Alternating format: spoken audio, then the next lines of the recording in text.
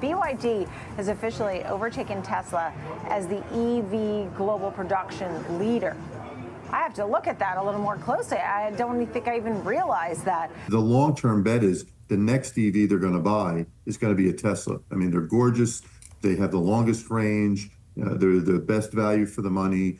And I think once people drive a Tesla versus, say, a Ford Mach-E or, some GM EV, I think you're sold. You don't go back to the other brands. All that and more. So let's get to it. At the closing bell on Friday, Tesla finished up nearly 1%, currently sitting at $253.39. For the week, Tesla's up over 4%. For the month, Tesla's up over 5.5%. Still trying to claw back gains over that 3-month period, down 6.5%. But as you know, year to date, Tesla is up 113%. As you can see here, I no longer have my 135 call that I placed back in early January this year, but I still have my 155 call that is set to expire December 19th of 2025. That's a little over 2 years from now, people. I wonder if buying 100 shares of Tesla stock at $155 per share will be as much of a bargain as buying 100 shares of Tesla at $135. In the interim, I will try to raise as much money with my Tesla stock.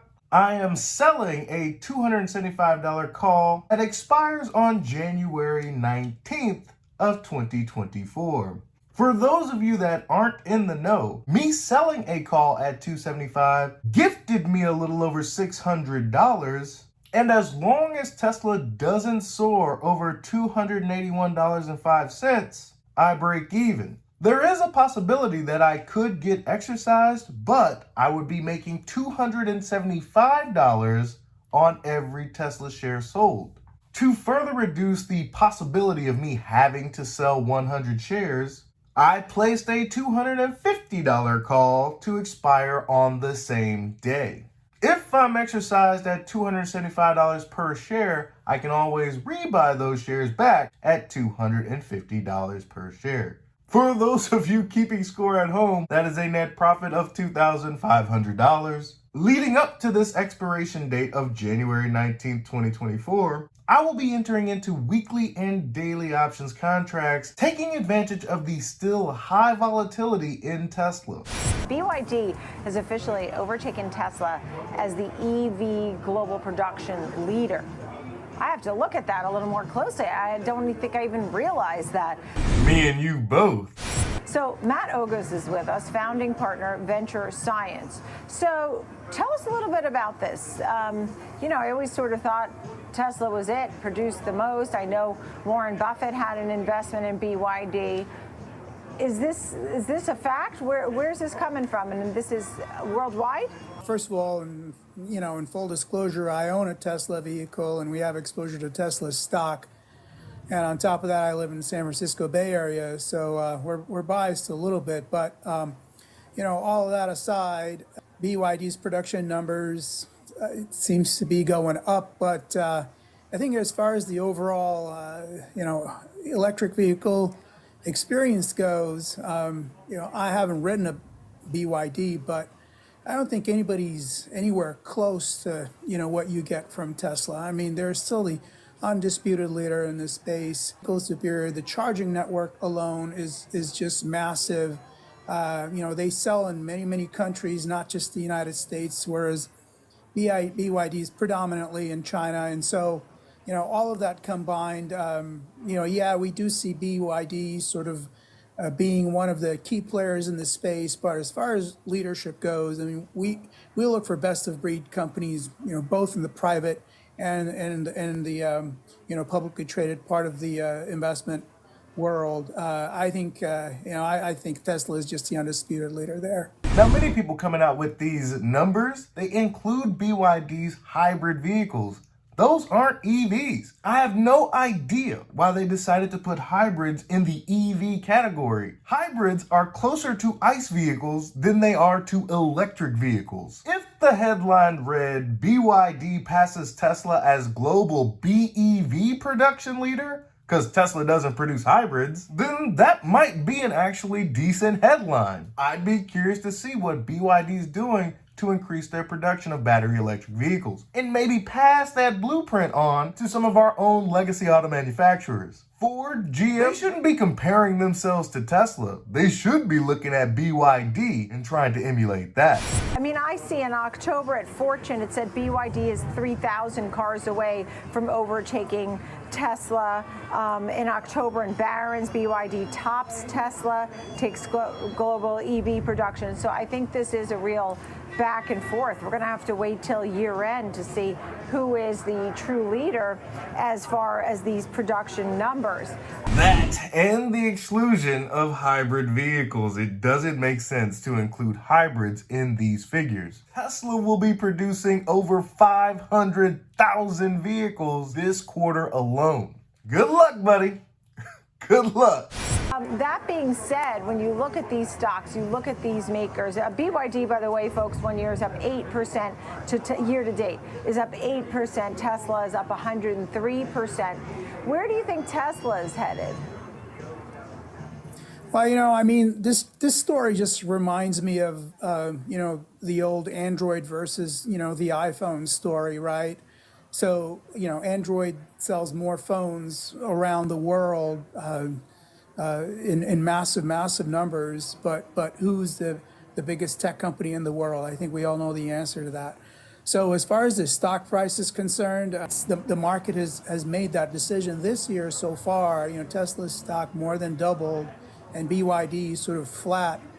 So we'll see how these numbers sort of play out throughout, next year with the new versions, the new vehicles coming out. But it just seems like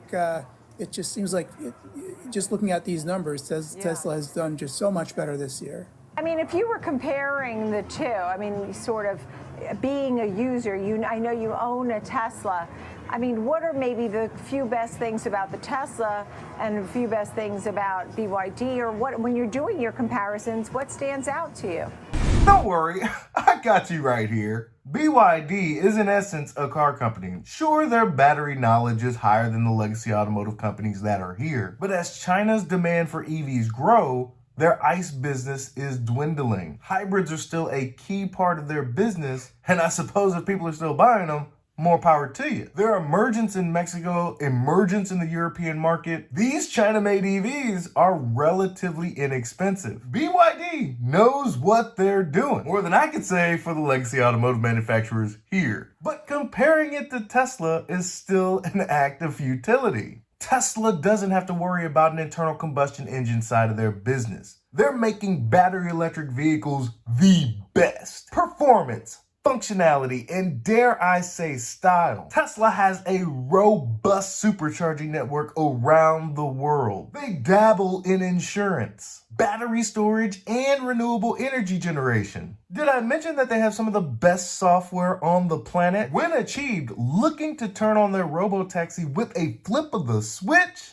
Oh yeah, that same robotaxi software, they're gonna put it in a humanoid robot, changing the way the world thinks about labor. I suppose those are a few differences between the two companies. We compared Lyft to Uber, right? We talked about the Bertrand duopoly situation where the products are exactly the same and the consumers are drawn to, a lower priced product. Here, in this case, the situation is very different. The products are not the same at all. The products are very different. What I know about BYD is really what I've learned through my own research. Beautiful designs inside and out, no doubt about it. Tesla's experience, to me, at least for where we are here in Northern California in the United States, just the sheer number of charging the superchargers. That's personally, that's why I bought a Tesla.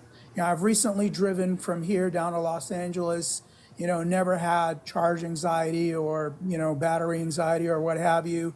And one time I charged in the middle of a beautiful olive orchard. So they're putting these supercharging stations at, at the most unexpected places. It's completely a different experience than pulling up to the old gas station, and filling it up there. And so All of that just adds to the overall experience, not to mention, what you see in the inside of the car, the console, and the ease of access and what have you. He's absolutely right, folks. Tesla is looking to improve the overall experience, not make a lateral move, switch out your internal combustion engine for this EV, and hope that your new experience is a good one. No. Tesla is thinking about your overarching experience. Where are they placing these chargers? Is your car responsive to your needs? And I'm gonna tell you, fam, I'm not going back. It would take a lot for me to switch from my Tesla to another auto manufacturer. These are computers on wheels, and the best computer will win out. AT&T plans to use Rivian's EVs in a fleet. That was some big news. You had a Lucid car inside Saks Fifth Avenue in their big Christmas display here in New York City. So there's definitely a battle for eyes and purchases, right? Tell me about some of the others. What's jumping out of you in a good way that we may be talking about in 2024? Rivian makes a beautiful vehicle as well. From what I understand, they're selling it at a loss. So that's not a good place to be. You're damn right. But hopefully, late 2024, 2025, maybe, Rivian will become positive. It all hinges on that R2 platform. The reliability of and the availability of just charging stations, had been another question, but it is a popular vehicle for sure. Lucid, I haven't ridden in one just yet, and I hear it's a nice, smooth ride.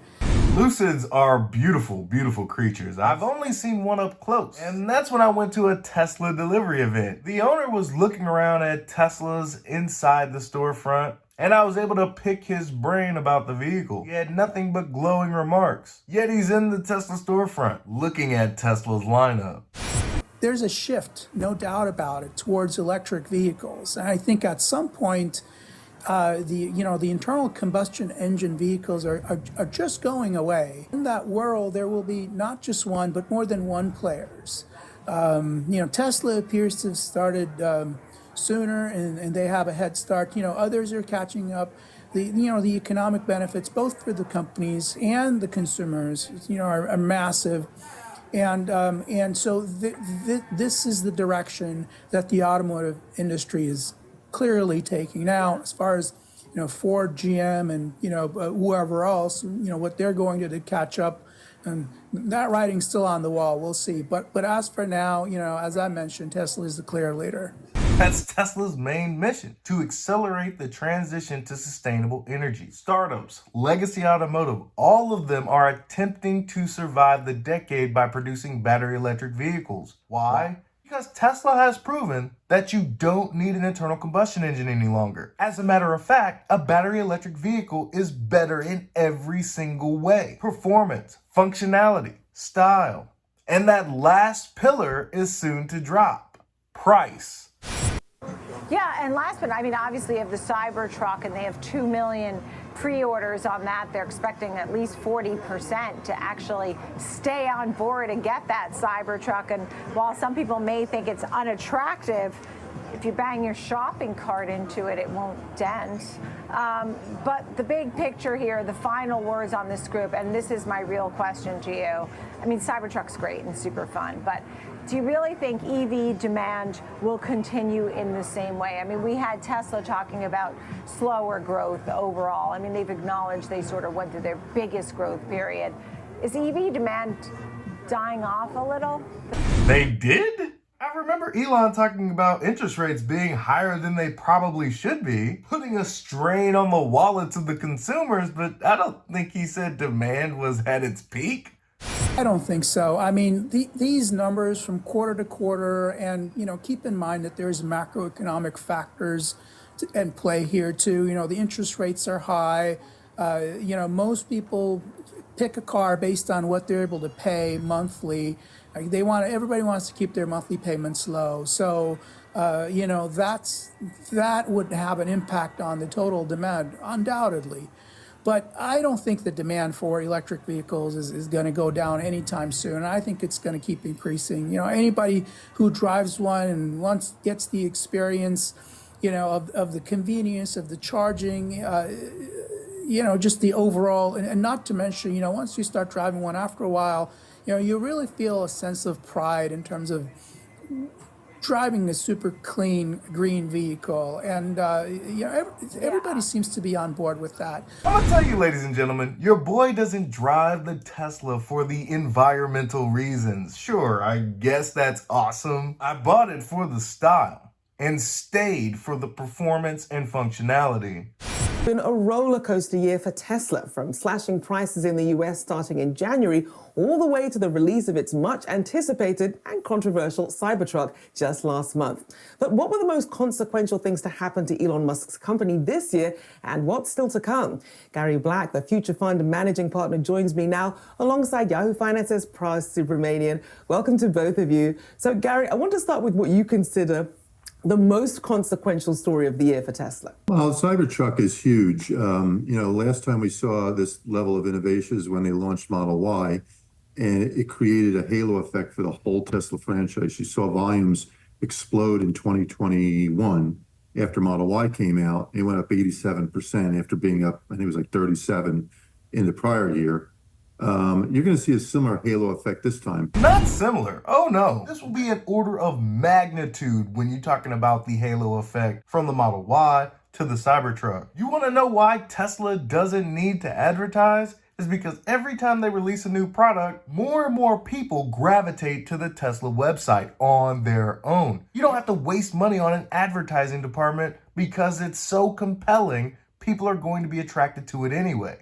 People are lining up to go into the stores. They can't get a Cybertruck unless you ordered it 4 years ago. But what's happening is people go in, they learn about Tesla, and they buy a Model 3 or they Model Y.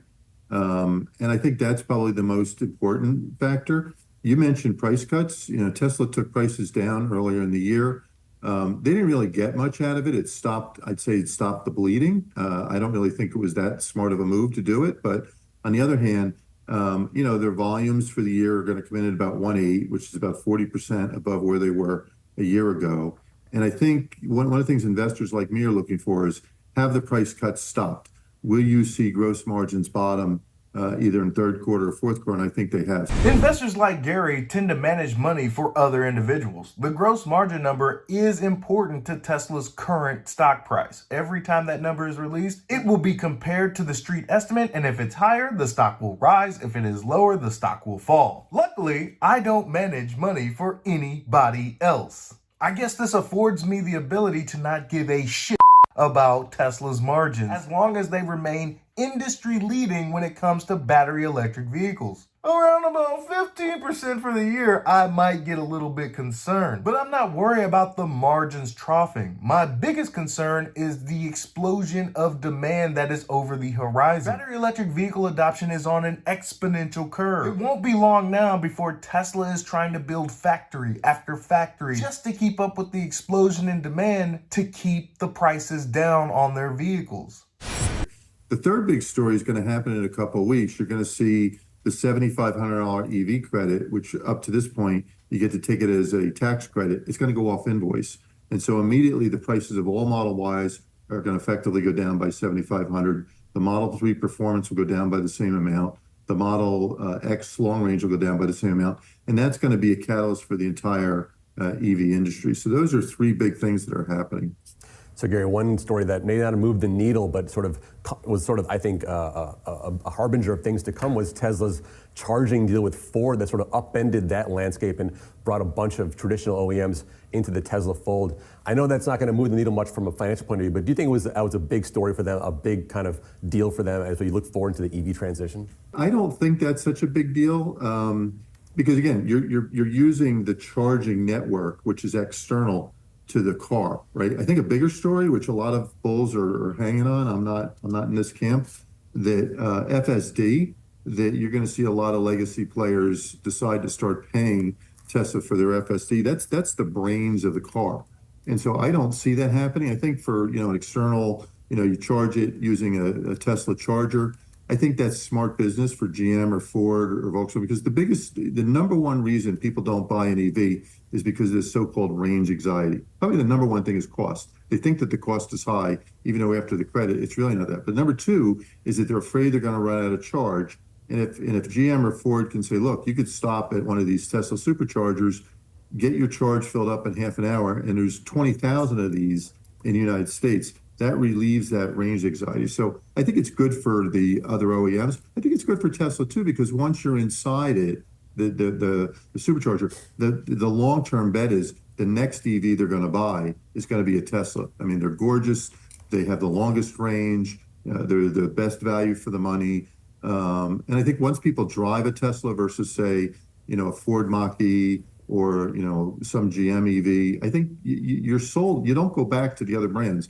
Tesla has very high brand retention. So the goal is to get people interested in a Tesla, let them come to the superchargers. They're going to see the other Teslas, and chances are that'll be the next Tesla that they buy. Ding, ding, ding, ding, ding. Tell him what he's won, Johnny. Mother. Right. Nobody's going to want to go to another EV charging station. So they'll be forced to surround themselves with other Teslas and Tesla owners. You'll be faced with the conundrum, why do they get the best? Don't I deserve the best? And your next vehicle purchase will undoubtedly be a Tesla, because you deserve it.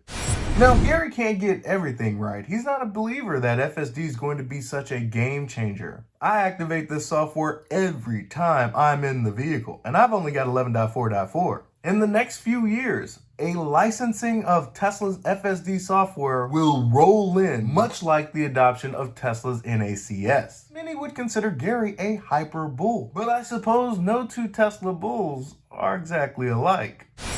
And Gary, we certainly saw, as people were interested in the Cybertruck, whether all of those, obviously those deposits translate into actual purchases, we still have to see. But it did draw them in. Perhaps, I know that they were able to pay a bigger deposit to get to test drive it if they sort of looked at some of the other models as well.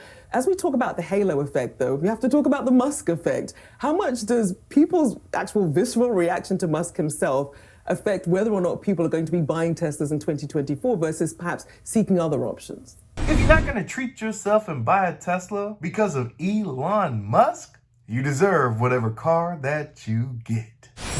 Yeah, I mean, people love Musk or they hate him, and there's no in between. You're right. There is a brand effect, and I would argue, the brand has taken a hit during 2023. And look, I'm a bull. We own Tesla. It's our second biggest position, so we're very bullish about Tesla long term. But you have to, even as a bull, acknowledge that the brand has taken a hit this year because of Musk's, whatever we call them antics, when he berates the advertisers and uses, a curse word because you caused advertising. That's silly. Okay. It's just, it doesn't help the Tesla brand. And whether we like it or not, the Tesla brand is, Musk is part of the Tesla brand. He's one of the few CEOs where when people think about the brand, they also think about the CEO. So I think people either love Elon Musk or they hate him. And I think, as long as he can kind of stand clear of the politics and stand clear of some of the right-wing extremist views that, he seemingly has embraced over in Twitter, I think the brand will be fine. We haven't seen any brand impact yet, other than they did have to take pricing down this year. And, if you're a bull, you have to acknowledge that margins came down a lot. Prices came down a lot. Margins came down to Tesla more than any other brand this year. So one has to, if you're being honest with yourself, acknowledge there must have been some brand impact or they wouldn't have had to take prices down as much as they did. 1.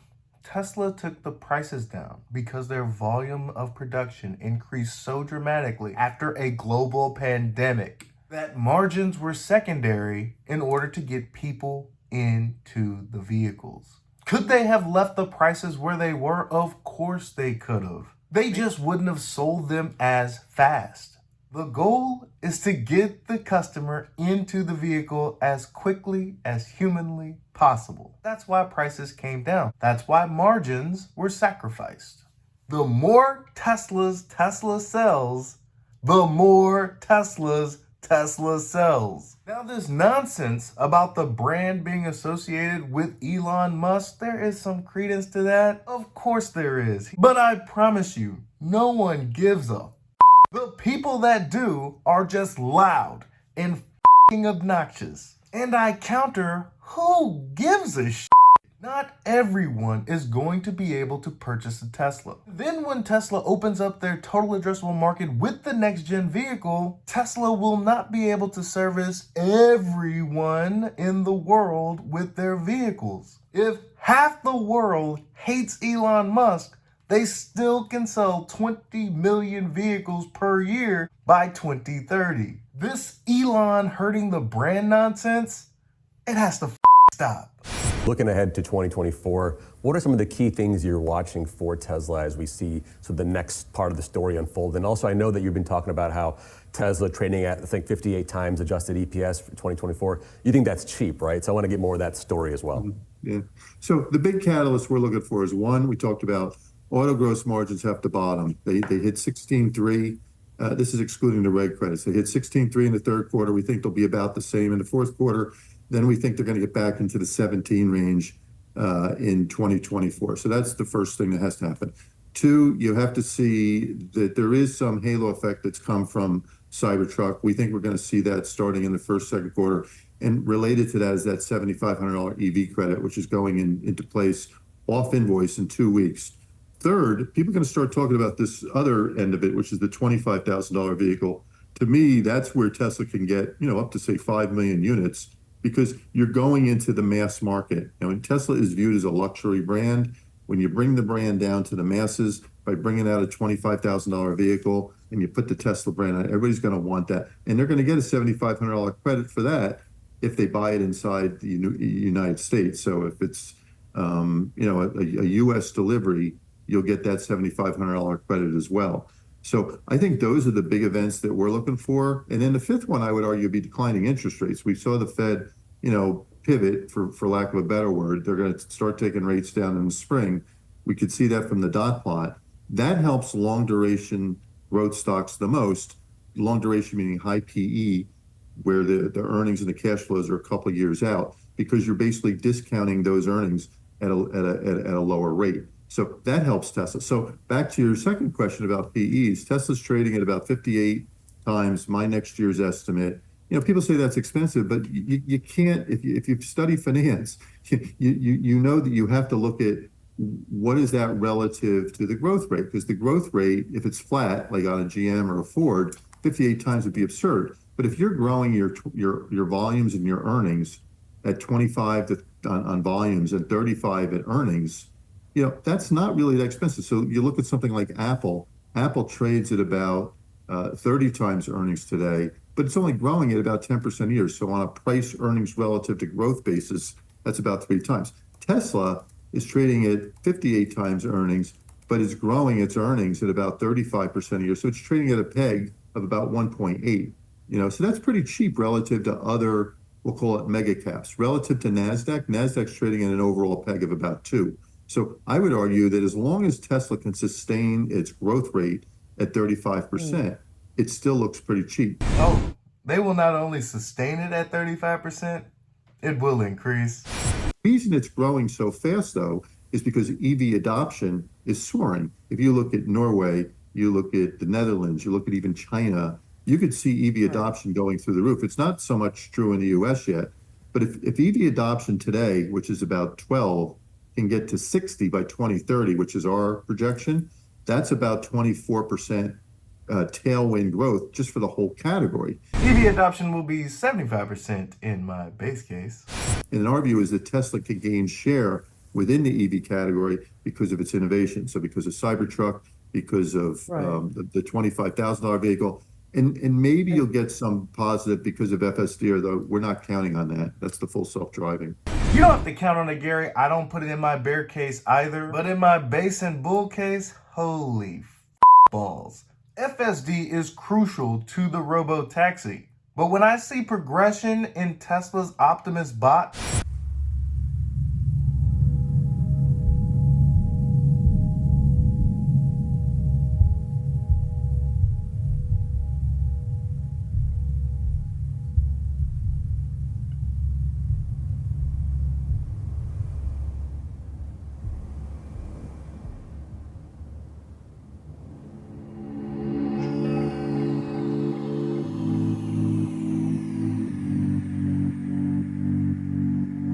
it only instills more confidence that they're almost ready to solve this problem. A march of nines is on the horizon for the FSD software. In conclusion, BYD surpasses Tesla in EV production? Are they including hybrids in there? Gary Black thinks Elon Musk is hurting Tesla's brand. That may be so, but you know what I say? F them. Virtue signal your way into an inferior product if you want to. And Tesla's future looks brighter than ever. Interest rates are coming down. Tesla's product roadmap is looking phenomenal. And if you're invested in TSLA, just be aware it will be a bumpy ride, with or without Elon Musk. That's all I got for you today. Be easy. Peace.